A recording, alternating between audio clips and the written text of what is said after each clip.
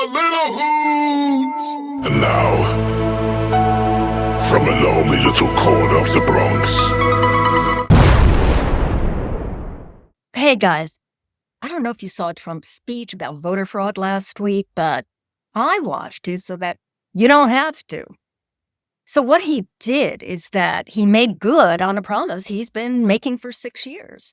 He held a primetime address to reveal the evidence, the big evidence, the shocking evidence, the earth-shattering evidence, the kind of evidence that is supposed to hit America like a meteor made of affidavits. But after 6 years of a buildup, we got the political equivalent of this.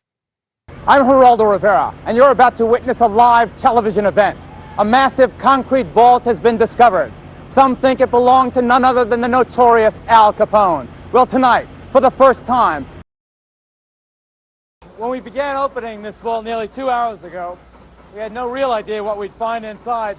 As it turns out, we haven't found very much, at least not yet.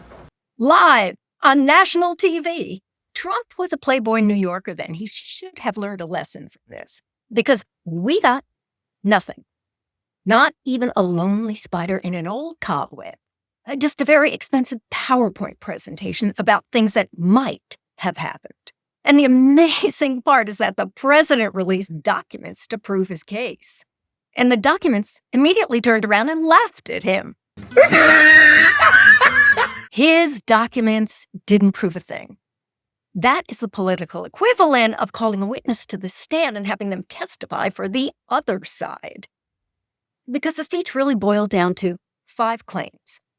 China, the deep state, voting machines, Michigan fraud, and 278,000 non-citizens, or as Fox producers called it, Sweeps Week. First up, China. The People's Republic of China carried out what is believed to be the largest compromise of election data in history, resulting in China's illicit acquisition of 220 million U.S. voter files. That information includes names, addresses, phone numbers, political party preferences, and other sensitive data that would be needed to register to vote and engage in other nefarious activities, which is exactly what was happening. That sounds terrifying, unless you find out that much of that information was already publicly or commercially available. That's not a cyber attack. That's called downloading a spreadsheet. That's like me standing in Times Square and screaming, "I have discovered the secret locations of all the public bathrooms in New York City, and they're in the Starbucks." Yeah, the evidence is right there. And there. The fact checkers pointed out that acquiring voter files is not the same as altering votes. There was no evidence presented in this case. No evidence that the ballots were changed, altered, or the results modified. And here's the important distinction. That is definitely influence, but influence is not the same as interference. If a foreign country posts propaganda online, yeah, that's bad. If a foreign country changes votes, that's worse. The problem is that the documents didn't show that. They showed the first thing, only the online propaganda. And that's like claiming somebody robbed a bank and then producing evidence that they were parked across the street in a car with tinted windows, slumped down with their hat over their eyes. Next, the deep state. America's most efficient government program, the one that apparently can control every federal agency, every election office, every judge, every newsroom, and every voting machine. Yet somehow can't fix a pothole. And if you need that, call Mayor Mamdani. He just filled 100,000 potholes in New York City in the first 100 days of office. And this is said by the grateful owner of an SUV whose new set of tires runs her about $1,000. Compounding the travesty, the second set of documents we are releasing reveals that members of the deep state, very, very famous group of people, in many cases, in our intelligence agency work to actively suppress and downplay information about the extent of China's sinister election meddling. covering it up from both the president and the American people like nobody thought was possible. U.S. spy agencies began learning about the compromise of voter registration files in 2020 when they discovered that tens of millions of voter data, think of that, tens of millions of voters' data in 18 states have been bought, stolen, or hacked by China. Yet those responsible for sounding the alarm instead kept the information secret and hidden. They did not disclose to me as president or to anyone else, and to the best of our knowledge, they did not inform Congress. In fact, all they kept saying is, "This is the most secure election in the history of our country," a standard, very pat line that was divvied out to say. Of course, the deep state hid the truth, but the intelligence report cited that they were already released years ago. They were literally public. That's not a cover-up. That's a library of PDFs. The report showed internal disagreements about China's intentions. What they did not show was that evidence that China was altering the election results. No, there was none. So the argument from Trump to gaslight you becomes, they hid this from you. Like where? In a public report. Then where's the conspiracy? Now let's talk about the voting machines.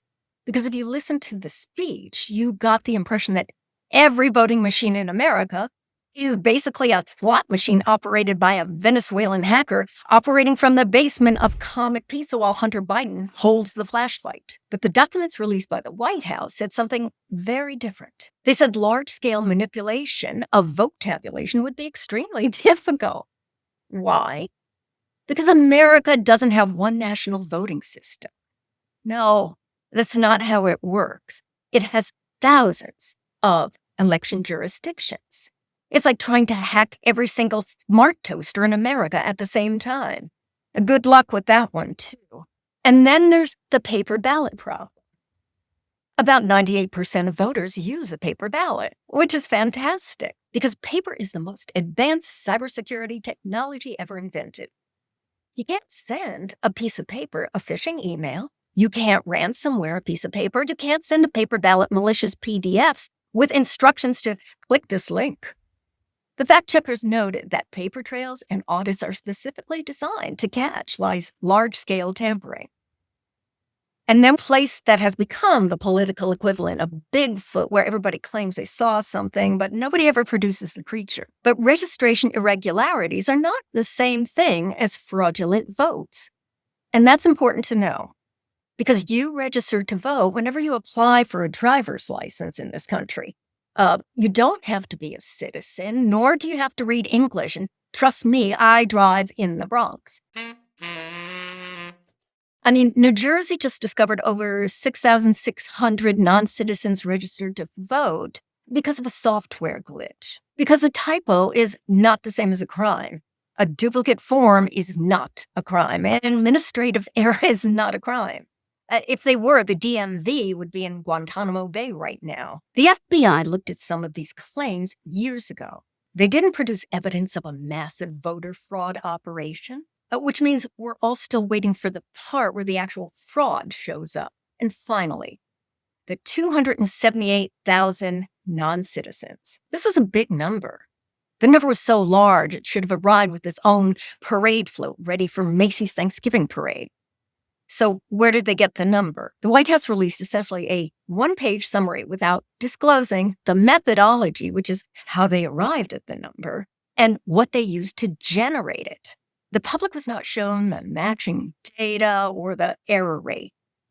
That's like a magician saying, I have pulled 278,000 rabbits out of this hat. And when you ask to see the hat, he says, no, that's not how evidence works.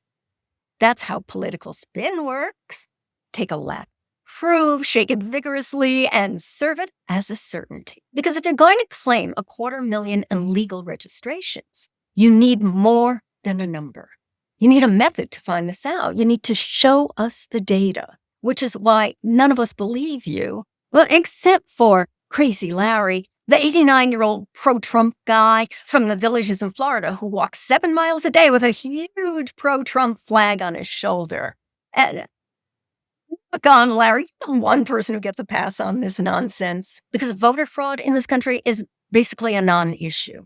The Brennan Center for Justice released their seminal report, The Truth About Voter Fraud, and found that most reported incidences of voter fraud are actually traceable to other sources, such as clerical issues or bad data. The report reviewed elections that had been meticulously studied for voter fraud and found incident rates between 0.0003% and 0.0025%.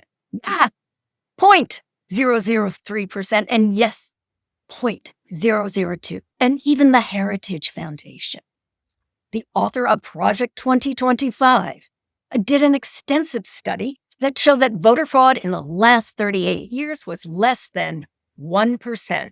So why has this become such a big issue on people's minds? Led to a recount in Georgia. So as we told you, the White House is alleging voter fraud in that state. But a national expert who studies elections told reporter Joan Meridian that voter fraud rarely happens on a large scale. It's exceedingly rare, and in fact, virtually unknown in the modern era, to see fraud impact a statewide race or something as large as a presidential race. Justin Levitt is a law professor who also worked for the U.S. Justice Department. He says fraud can certainly happen, but it's usually on a small scale, like a municipal election where a few votes either way could make a difference. But on the scale of adding 14,000 votes to Joe Biden's tally in Georgia, well, he says that would be a big heist. Ocean's 11 times 1,000.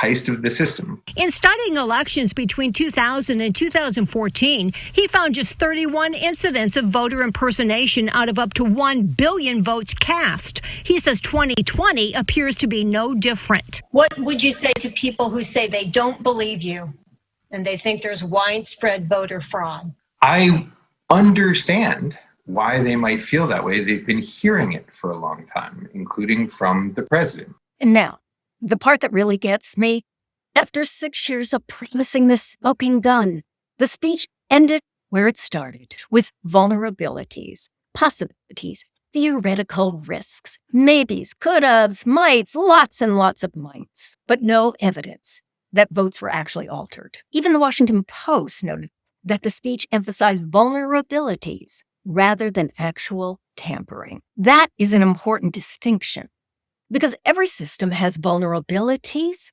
My house has vulnerabilities. That doesn't mean that China is living up in my attic. So after 6 years, we got a primetime special called, What If?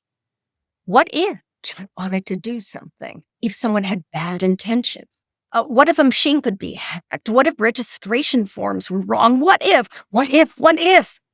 But democracy doesn't run on what ifs. It runs on what can be proven, on what facts we have to substantiate claims. And that's the difference between evidence and suspicion, between facts and feelings, between a courtroom and a Facebook comment section.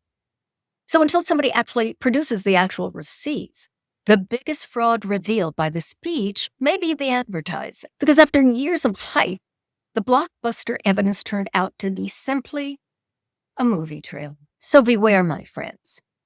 If you watch the speech, you witness Trump's first attempt to invalidate your vote in the midterm elections. Actually, his friend that he's called Little Marco, the Secretary of State, primed it for him by giving an earlier speech that day on the violence of the political left.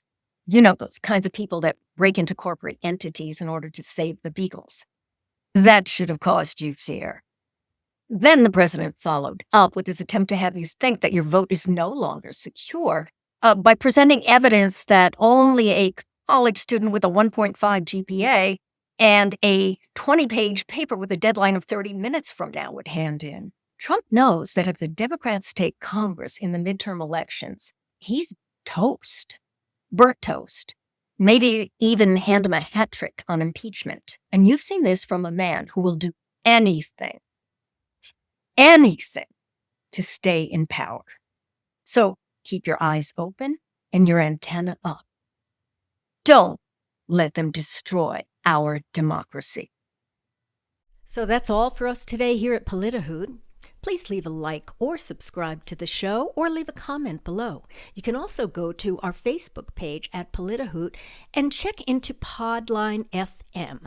You then can record your own voice and leave your own message that we might play on the show. Love to hear what you think. Politihoot!